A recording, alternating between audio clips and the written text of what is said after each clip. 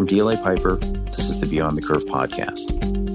In this episode, DLA Piper's Tom Era speaks with Mike Sepso, co-founder and CEO of Vindex, and Sarah Needleman, reporter for the Wall Street Journal, about the pandemic's effect on the esports industry. Hello and welcome.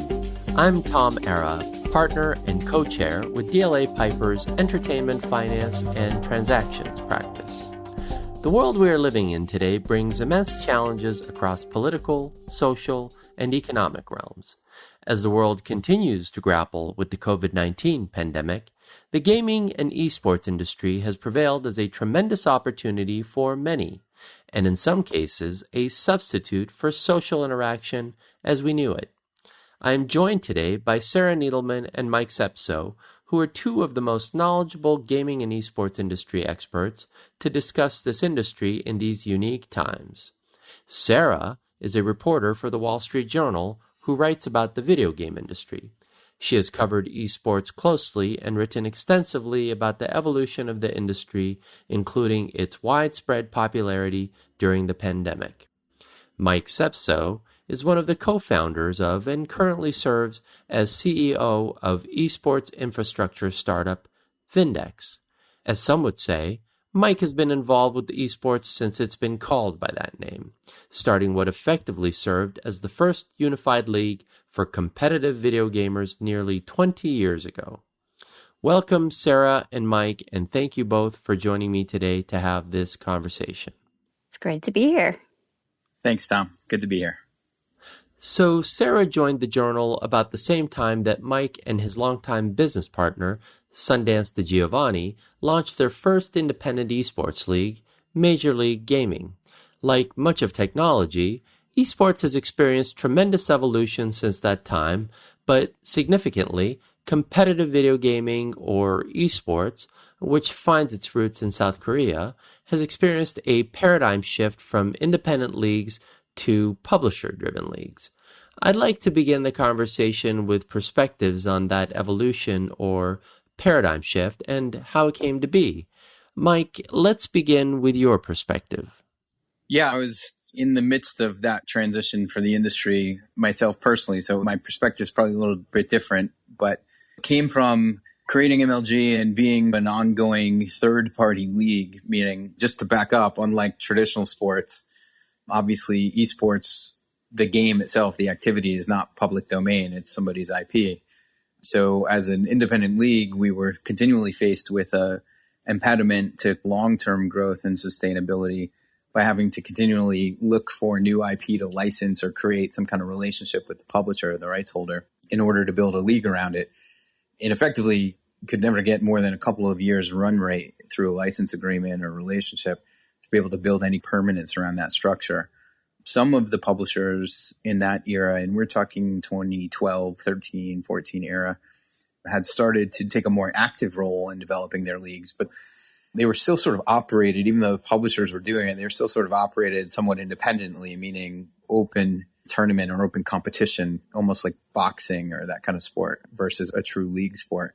And I had this vision for a long time that if we could just own a game, we could build a real franchise league model around it. That led to a bunch of conversations with Bobby Kotick, the CEO of Activision Blizzard, who really had the same vision.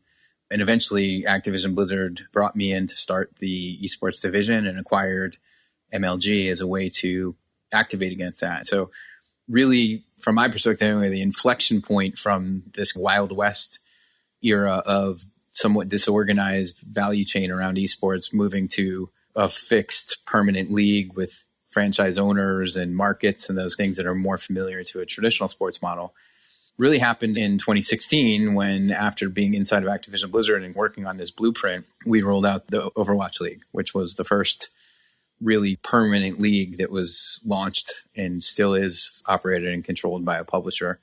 And it has owners who own the franchises in different markets. And that really ushered in a wave of that type of activity from the industry that still continues, but also a lot of external capital and players, especially from the traditional sports world, coming into the esports space because that type of structure created an institutionally investable commercial structure that made sense to people. I think that was a pretty big inflection point for the industry. But I'm always interested to hear outside opinion on that. I think I know Sarah's opinion, but it'd be great to hear that too.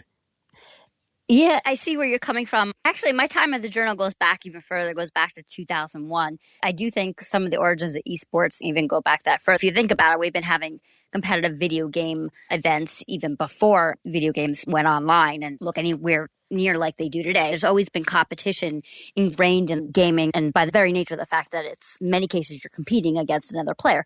But I think aside from the relationships between the publishers and running their leagues and all the infrastructure around that, I think I would even step back and say the evolution of esports is really closely aligned with advances in technology. Mm-hmm. At some point in more recent years, we've just seen the spread of broadband and internet in the homes. Then there's the whole idea of communicating over the internet and integrating that into games, which we now have things like Discord that help facilitate that. Just as more people have gotten into video gaming in general, that natural competitive spirit that's always been there, even back to the television days, it's just formalized. And like you said, with the comparison to traditional sports, at some point, the popularity of competitive gaming just got so big that people started seeing those parallels to the National Football League or Major League Baseball and started saying, how do we formulate this? How do we take this popular sport, popular concept of video game competition and formalize it? It's really great to see that Activision Blizzard and the folks at Riot helped really make that happen. And then now you can see it's no longer just an idea, it's actually the real thing. I would echo that. We started MLG actually in 2002. And one of the impetuses for that was Sundance and I had seen the first Xbox ship, and we had it, and we were sitting there playing games of Halo competitively with friends. There was an Ethernet port on that Xbox. It didn't have Xbox Live yet, but it was really clear that the future of gaming was going to be social and competitive, and that the internet was going to enable that. And so I completely agree with Sarah. That really created a whole new thing. And even going back to that very late 90s, early 2000s South Korean development of esports as the country's sport of the future, a lot of that started because the country really invested in the 90s pretty deeply into residential broadband and powering internet cafes as a way for people to see the promise of the future of internet. What happened was obviously kids took those internet cafes over and turned them into gaming centers. But that really was the origin point in many ways of modern esports. So I want to pick up on something you both said about how the esports leagues evolved away from the model that the professional sports leagues have to more game-driven leagues. Can we maybe talk about that a little bit and how that model is more suitable for esports and video gaming, and whether that evolution will continue or we'll see a time where there will be some unified league formation? Well, I would think that unlike the other sports out there, there's just so many different games within the esports world, and there's only so many professional sports. It's a lot more siloed, and we've already seen that there's just only a handful of games that have emerged to attract audiences that are large enough to justify building a league and investing in all that infrastructure around it. But this probably will change over time, and we'll see some games that will have really lasting impact for years or decades, and others probably will fizzle out. But clearly we're saying that League of Legends is probably one of the best examples of a game that's been an esport for many years and seems to have a really long runway ahead of it, though it's hard to predict for sure. Yeah, I agree. I tend to think of esports as not the next sport, but a whole parallel universe of sports, because lots of games over time will generate plenty of interest. Just think about how big the gaming player base is globally. You're talking really over 1 billion people already that are just playing. So, growing. Yeah. So there's plenty of room for lots of different leagues and games and activity. And everything is not going to be a fully fleshed out, franchised, permanent league structure like the NBA or the NFL. Some games warrant really big global competition programs, but they might not be permanent and lasting forever, like a League of Legends or a Call of Duty league likely will be. What I think is interesting, though, is what's still being kind of figured out is if you're a big publisher like, say, an Activision Blizzard, that's an interesting structure. There are 2 games that have franchised permanent leagues, but they're able as a company to utilize the pre-existing infrastructure for the first one, Overwatch, to launch the second. And theoretically, I think Activision still has the biggest portfolio of AAA game IP in the industry. They potentially can add more games to that portfolio, leveraging the pre-existing commercial and management infrastructure and resources without having to replicate an entire new system every time. So while it's not a single league that has multiple games in it, it's a big publishing organization that has a portfolio of IP and an infrastructure they're creating to operate those leagues. And they're still going to continue to refine that model. And a part of what my new company, Vindex, is doing is trying to help publishers like that gain the leverage to be able to build and create and operate leagues that way and create all the content around it and take the pressure off of the industry having to recreate 100% of the infrastructure to launch a new league every time by leveraging the picks and shovels part of the business as something that we've already created that's a platform to launch new leagues on top of.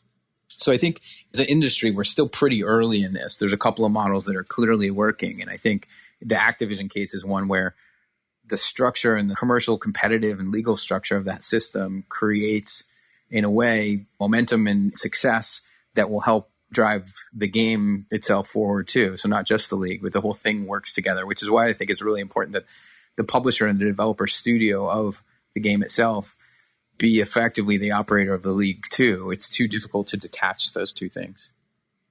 I think there's also this whole thing that's similar to traditional sports in that you've got the professional leagues, but then you also are starting to see in esports these junior leagues. You got Super League Gaming and these companies that are creating these like a Little League version for kids after school. At least before the time of COVID, they would go to the movie theaters and play competitively Minecraft or Rocket League or whatever on this big giant screen. So that's a whole nother world within esports. And then the other thing that's almost ironic is you've got these sports simulators. You got NBA 2K, for example, and then there's this whole entire league built around it that's aligned with the real traditional physical basketball game and the players. And you can see that every year there's a different roster, so it affects the game. And so that's something that keeps people hooked on a regular basis year after year. So you can sort of see the potential for longevity just in that genre alone of these simulation games. And the celebrity that comes around it with the professional players on the actual basketball court and their integration with the digital players, which is really interesting to see. You got these big giant athletes who may be building relationships with these more regular sized folks who are competing behind computers. So that's a whole nother aspect of the esports ecosystem that's evolving. And we're still trying to figure all that out, but it's pretty exciting if you think about it. Well, you touched on a really important point that I wanted to talk about as well, and that's athlete development, because that's one thing clearly in professional sports. Every professional athlete, for the most part, started somewhere, whether it was in high school or transitioning to a minor league or a farm league. And baseball has a very well-developed farm and minor league system. Are you seeing that developing in a major way in esports for younger players as well as amateurs, and then feeding into these leagues that have become prominent with the different publishers? I definitely think there's something to be said there, but one thing that's a little bit different between esports and more traditional sports is there's a bit of an age difference, because in more traditional sports, there's the whole college basketball or football where you graduate to the point you're in your early 20s and you're starting your professional career, and it still ends early. But with video games, we're talking sometimes real tots here. And just last summer was the Fortnite World Champion. You saw a teenage boy take home the top prize. So I think they're being groomed to some extent right in their homes, in their bedrooms, and they're practicing and they're getting noticed. And because of the whole concept of live streaming and platforms like Twitch, they're getting noticed. And the young man who won that Fortnite competition, just a few months before he entered it, he wasn't even on an official team for Fortnite. He was just an independent player who started streaming and developing relationships with other players, and he got noticed. He got scouted that way.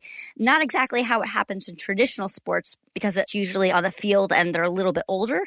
But generally speaking, it is the same concept. There is an opportunity to be groomed young and to practice and get noticed through lower level competition and then work your way up. Correct me if I'm wrong, but it seems to be happening at a younger age level, which in itself, I would imagine, creates some obstacles because parents may be a little bit leery about the amount of time their kids are spending practicing in esport, similar to other sports, but the potential to go professional as young as 16, 17 years old, it just doesn't really happen as often in traditional sports.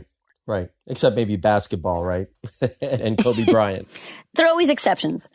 Yeah, I would say what Sarah said is correct, but in some ways unfortunate. And it's actually the point of Vindex is to try to tackle some of these bigger structural issues that face the industry to help it mature faster.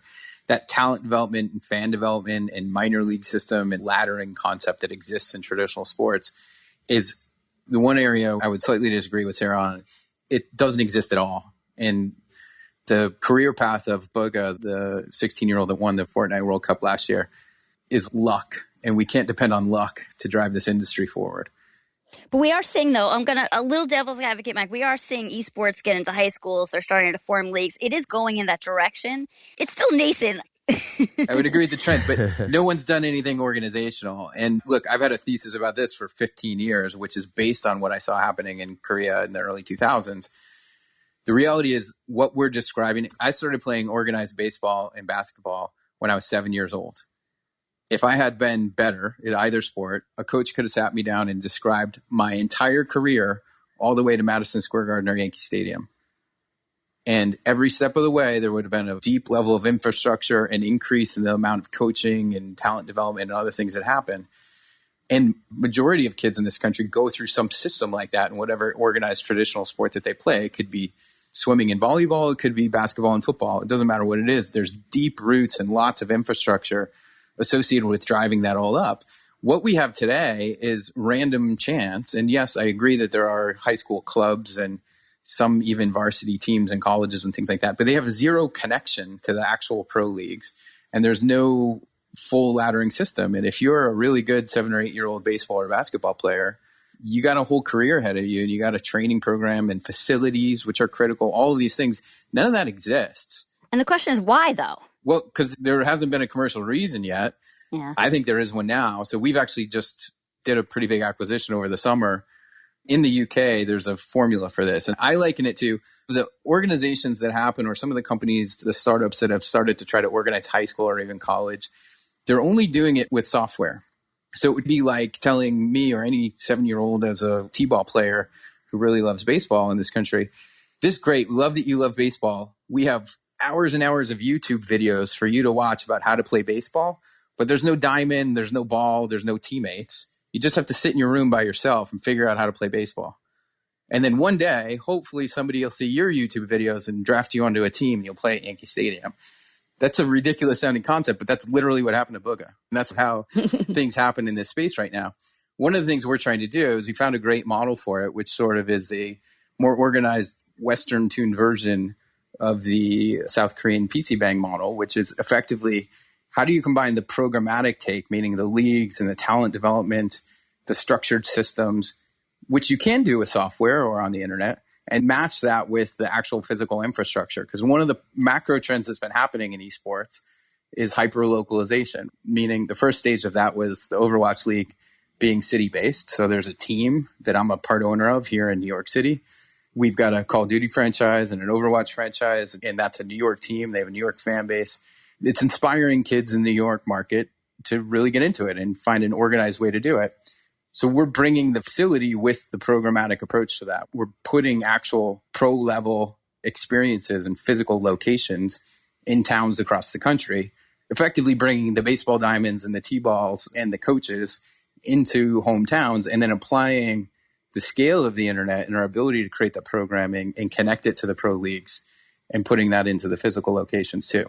Because I think that without both, you'll never really get there. But it takes a big bet. It's a lot of capital we're putting at risk. It's a pretty significant, complex operating environment. And it's still a very nascent industry. So not a lot of organizations willing to take that kind of a bet. But I think that's what it's going to take to further develop that kind of talent development system and that laddering type of thing. The one thing I do disagree with where things are headed in the industry, I don't mean disagree with you, Sarah, but just general consensus is I don't think that esports will follow the traditional sports model of coming out of scholastic systems.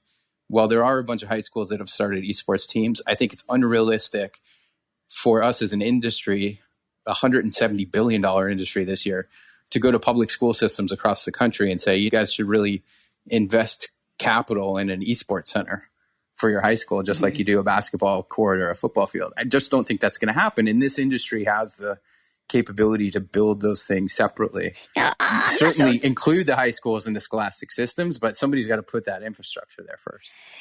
Yeah, but I would argue, and I'm no expert in the infrastructure world, especially at the high school level, but I have to imagine that some of the costs aren't quite necessarily as high as they might be for a traditional sport in terms of the amount of space and real estate to get it done. But there's one other thing I think we're overlooking here that makes esports a little bit unique. And I'm not really sure how this plays into what we're talking about in terms of the grooming from very junior up into the pros. But let's not forget that with esports, you could be any gender, any height, any weight. When we talk about a kid wanting to be a professional baseball player, you say, oh, well, the odds are really hard. That partly, and that's certainly true, but part of that has to do with not everybody's physically cut out to be a professional athlete. And when the esports world, it doesn't matter what you look like. You could be tiny, you could be big, whatever, it doesn't matter. And that's where I think there is some sort of leeway in terms of who could potentially be a breakout star. And yeah, it would be excellent if there was more of a structured system from early ages for kids to go to. But I think in the case of the young man who won the Fortnite competition, there's something to be said about the fact that you can practice from home. You don't need a facility and you don't need equipment and you don't need a certain body type to do it. So I think we have to keep that in mind when we're making a comparison. They're certainly not apples to apples. There's similarities, but there's going to be distinctions. I would agree completely with the gender neutrality and the physicality of it. I would say, though, that already we see two really important trends. One is visual acuity and reaction time, which are physical attributes, are absolutely critical and a gating factor to becoming a top esports player. And age plays a big factor in that, obviously. Age plays a big factor because reaction time decreases over your lifespan. So by the time you're in your mid-20s, you're not anywhere near as fast as you would have been earlier on. And when you're talking about a game of microseconds, that's critical. The other thing I would say, though, is I disagree, Sarah, about the facilities and infrastructure. I think all you have to do is look at the fact that most of the top players who are sought after for top esports teams, especially in big games like League of Legends and Overwatch, people pursue Korean players because that infrastructure and those facilities have existed there for a long time. Very similar to Brazilian soccer players or Cuban pitchers or a variety of things where there is a really strong infrastructure and organized system that exists from very early years on. Those places tend to crank out highly talented players over and over and over again, completely correlated to how deeply that infrastructure is set up and how early it starts. And I think we see that now. Do you think, though, also it has to do with culture? I mean, some cultures seem to be more accepting of video games or esports. I feel like in this country, and this is just a sense that it's not seen as prestigious. You say you're going to be captain of your high school football team. That's very well received here, very commonplace and accepted and considered a matter of pride. To say you're an esports athlete, it's still a bit of a stigma here. I think that's part of the challenge. Certainly that's changing, but it's definitely not quite the same thing. And I think that's one of the hurdles, at least in the States and probably other parts of the world, for esports to break out and be more mainstream like other sports. So, Sarah, are you saying that we won't see any esports champions become prom queens or prom kings anytime soon? Look, we do have at least one celebrity gamer. Ninja has certainly broken through the clutter. But for the most part, that seems to be a bit of an anomaly, and we're not quite there yet. I do think over time that will change, and especially right now with the pandemic driving interest in video games in general, I think that will help reduce that stigma over time. But that's just one of the other factors that I think of when I try to understand where's the future of esports and why isn't it quite as out there as traditional sports. So I totally agree with you, but I don't think that's an esports versus traditional sports thing. I think if you're the best soccer player in your high school, that's not anywhere near as cool or popular as being a mediocre football player. That's kind of a cultural opinion on sports in general. If you're a great soccer player in England, you're super popular. If you're a great baseball player in England, not so much. So I think we have that issue across the board in sports. If you're the quarterback of your high school football team, you're very popular, even if your football team's not very good. If you're the captain of your cross-country team, you're probably not as popular as the captain of the football team, even if you're winning the state championship. So I think that exists in sports in general. And 100% agree that is a cultural thing. And I think the fact that this grew up in South Korea, it has certainly gotten more cultural acceptance there. But I don't know that it was at its origin point more accepted than it has been here. That's a good question. We don't, about a decade and a half behind South Korea in the development. So I tend to think of it, what's the U.S. going to look like 15 years from now in terms of esports? Well, most of the publishers are here. Most of the leagues are originating here. Commercial sports is a much bigger business here than it is in the rest of the world. I think we have better long-term prospects for that. But I agree, the cultural view of it has to start to change. And I think personalities like Ninja, who, by the way, got a start in MLG as a Halo player, I tend to look at him and say, I remember when Tyler was a pretty good Halo player, but he certainly wasn't anywhere near the most popular or even one of the best. He just continued to build a persona, and he's created a really interesting celebrity that's new. He's created a whole new channel. Now, there are a lot of pro athletes that are big gamers and love watching esports. And in fact, a lot have invested. Marshawn Lynch invested in Vindex. There's people out there that are big superstar athletes that love gaming and are helping to promote that as well. But I think Ninja's the first one that crossed over the other way. Yeah, it'll be really interesting. I wish I could hop into that time machine, but I have a 5-year-old now, so she's got maybe 10 years is going to be a prime time for her. And by then she can be an esport athlete, and it'll be a much easier rise for her than it will be for her predecessors. We'll make sure we get a Belong Center close to your house, Sarah, so that she can go there and start training.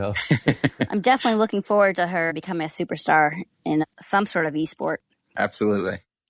Let's talk about something we touched on a bit earlier regarding the interest in video gaming and esports in particular, especially during these times of isolation due to the pandemic. As we mentioned earlier, competitive gaming has been around for some time now and endured other global as well as domestic occurrences, including the Great Recession. But has the pandemic impacted esports either negatively or positively, and has its popularity risen or waned in your views, or experienced any particular evolutions during this period? Well, I'll tell you, right before the pandemic hit, I remember the Overwatch League was starting to really ramp up the live experience.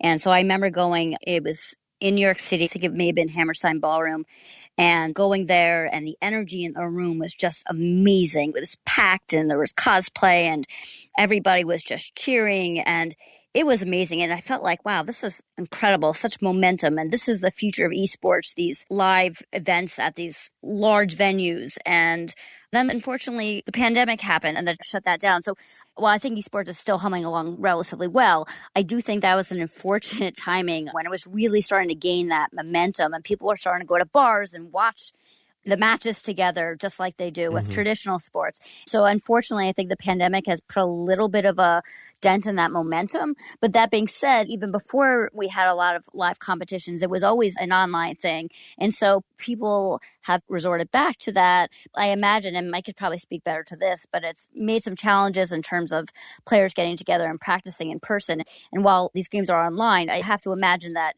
being with your teammate and playing together is certainly a healthy way to bond. And maybe some of them are already quarantining or hanging out together and keeping that up. But that's been one negative, I'd say, or tailwind for the esports industry. But I don't think it's a big one, and I don't think it's something I would put too much weight into.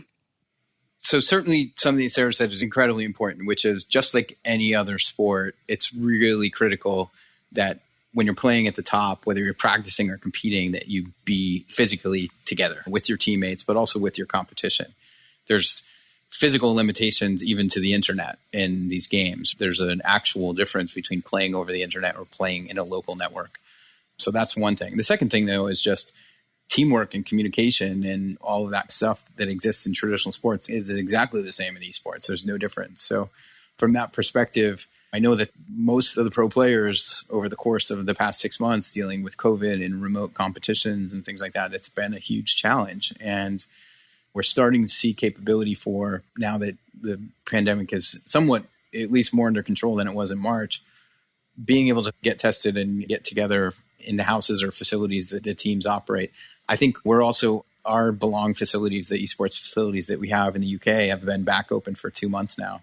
And we've been able to create a very safe, socially distanced infrastructure inside those locations to allow for people to come in and play together. If you think about kids that have been locked in their houses and apartments for the past 6 or 7 months and going to school purely online, remotely, and things like that, having the capability to go do something like play video games with their friends in a safe environment is really critical. So we do think, again, this is more backup for that localization trend that's happening in esports. But if you grew up in the 80s or 90s or before, gaming was mostly a solitary thing. For everybody that's grown up since then, gaming has always been a social and competitive thing. So the idea that you would do that without other people is crazy. And I think there is a natural draw for younger gamers to want to be able to game together in person, not just online through a headset. Yeah. Or just watch the competitions together and share that with other people. And like I said, that energy in that room at that last Overwatch match that I went to, I remember leaving it so energized. And then when the pandemic started, only a matter of a week later, I immediately started thinking about that and how, I'm so glad I went to that last one, because I think it's going to be a long time before I get to do anything like that again, which is quite a bummer. Right. But fortunately, we do have YouTube and Twitch, and we can still watch competition, and we can use the likes of Discord to chat and emulate being in a room together. So if there's anything gamers have in common, it's tech savvy and the ability to take advantage of the latest and greatest to have a good time. So I think that's what a lot of gamers are doing, and they can't get together esports at a stadium or inside a bar, but gamers are still getting together, still being very social, having a lot of fun, and communicating through the live streams and having a good time overall. Well, before the rise in the popularity of the tournaments and attending them, spotting gamers in the general public was already a rare occurrence. So it was great that the tournaments were bringing folks together, and then the idea of team competition brought them together even more. But of course, the pandemic has put everybody back into the era of solitary gaming, unfortunately. At the same time, as you say, advents in technology, things like Discord, have made gaming a forum itself for just social interaction, not just gaming. That's one thing I wanted to maybe transition to, and that is we've seen a lot of these games and these game platforms becoming venues not just for gaming, but for everything from concerts and movie premieres and social gatherings. How are you guys seeing that evolving even at a more rapid pace since the pandemic? Because you really can't go to a tournament or go to Belong gaming centers yet in the US, soon to come, of course. But how do you see that having advanced during this time, and what are the trends there? So I definitely see a lot more focus from the traditional media sectors, really specifically music, but also movies as well, trying to utilize these new channels, whether it's Twitch or being in Fortnite and things like that. I think it started as a trend to try to get in front of gamers, because gaming has become far and away the dominant media platform. So if you want to reach younger audiences, you got to integrate somehow into where they are, whether that's Twitch or Discord or Fortnite or other games. Mm-hmm. Those examples are the strongest. And I can tell you, since the pandemic, but even before, our company was part of creating those events. Marshmello DJing inside of Fortnite being the first one that we did, or the Millennium Falcon and J.J. Abrams in the game, or more recently, since COVID has hit, producing Twitch Stream Aid, which had 75 different musicians play different sets on one long Twitch stream. And we're continuing to do more and more of that. So I think a lot of what we're seeing is we're getting asked to apply our expertise of bringing experiences into games or into platforms like Twitch and YouTube. We're being asked to leverage that for traditional sports, for music, and for film in a way that's unique and different and very recent. And just before COVID, even, we had done a partnership with IMAX, which we'll get back to once theaters start to open up. But that's really a two-way street. It wasn't just how do we get esports content onto IMAX screens. It was how do we also bring the quality and scale of IMAX into gaming experiences in gaming video content. Yeah, I think we're also seeing people adapt. I'm hearing about Roblox birthday parties. kids create a private server and they get on, they celebrate someone's birthday. That's not something that Roblox set out to happen, but it's been happening. That's just one example of how people are adapting to the situation. But gaming is inherently a way for people to socialize and have a good time well before the pandemic. And now people are just saying, okay, I can't go anywhere. How am I going to take advantage of what I know and what I enjoy? And they're coming up with these clever ways to engage with one another, like in the case of these birthday parties that I mentioned. So right. I think we'll probably see more of that. We didn't know how long this was going to last. I think a lot of us thought it'd be over by now. But as it continues and as we still need to be precautious, especially with flu season ahead, I wouldn't be surprised if we see more instances of people using games to celebrate birthdays or other milestones. Sure. Or just Friday nights, let's get together. And instead of doing a group Zoom call, we'll play a game together. And would be surprised if we see more of that. It's certainly something I would enjoy more of myself.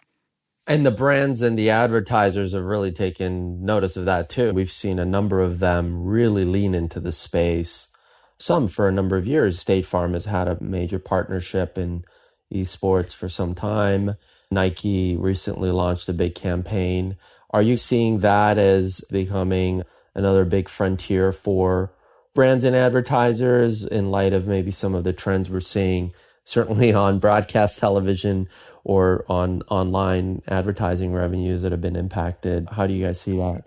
That was something that was starting to happen in the months and or actually years leading up to COVID. I don't think that's changed. I think that one of the challenges has always been that when you advertise on something like Twitch, it's real time. People say things and sometimes words come out of their mouth that they regret. And there's some concerns for advertisers to be affiliated with that. There's very little control over what happens. So that has been a constant concern for advertisers. And for the most part, I think the ones that have been comfortable experimenting it have been relatively satisfied and got around with that. But for some brands, that is always going to be a concern. And I don't necessarily see that going away. Although we haven't had our first Janet Jackson moment yet in esports. So when that happens, maybe it'll really make the brands nervous, but we'll see. Not aware of that, but I have heard of some potty mouths and some inappropriate language come out and people have regretted it. But that's just one of the nature of live, that whether it be video gameplay or anything else, advertisers have always been nervous around live for good reason with the Janet Jackson example that you bring up. I think you got to make the distinction, though, between esports, meaning professional league content, versus somebody streaming on Twitch or creating a YouTube video. Those are very different things. And there's an entire difference in brand safety when you're talking about something being produced by EA or Activision for one of their professional leagues or Riot versus any one of those players or just a general influencer on Twitch. And I think that's one of the things, as this entire space has gotten much more interesting, both to the mainstream public, but also to brands and advertisers, to your point, Tom, there is still a tremendous amount of misunderstanding of what esports is because it's happening in parallel with a massive expansion. We've talked about Ninja several times today. He's not a professional esports player. He's a content creator. He's a big influencer and a celebrity. Right. He was, like I said earlier, a decent esports competitor back in his time, but he hasn't been that for a long time. He's been a content creator. And that's different. What Ninja does every day is entertain people. It's not really esports. He's not on a team. He's not playing in a league. All of those things tend to get lumped into one generic thing, and they're very different. Now, Ninja is an incredibly good bet for an advertiser or a brand to support or partner with. But there are thousands of other content creators who are less brand safe, to Sarah's point, where you're really taking risk, which is why I think that for big brands that are worried about brand safety, it'd be the same thing. If you had a live mic on every football player in an NFL game, not many brands would advertise during NFL games. Right. That's what you're talking about in this scenario. In a real league environment, when you're broadcasting a major publisher's professional league, you're not having that. It's very brand safe and it's more accurately measured. And I think what the missing link here to really tapping into massive amounts of scale in ad spending, because certainly the audience is there, the content is there, the engagement is there. What's not there is data. If you buy a 30-second spot in the NBA finals, the next day you get a Nielsen report that tells you how many people watched it and what the demographic profile was. You don't see that out of the distribution channels that we have primarily in esports. You don't see it out of the properties. And frankly, I worked with Nielsen for many years to integrate them into this. And as far as we got was changing some of the metrics and being able to provide way down the road viewpoints on value that was created, but you're not getting that real time or even next day level of data yet. And that's a big problem the industry needs to take on and solve as well.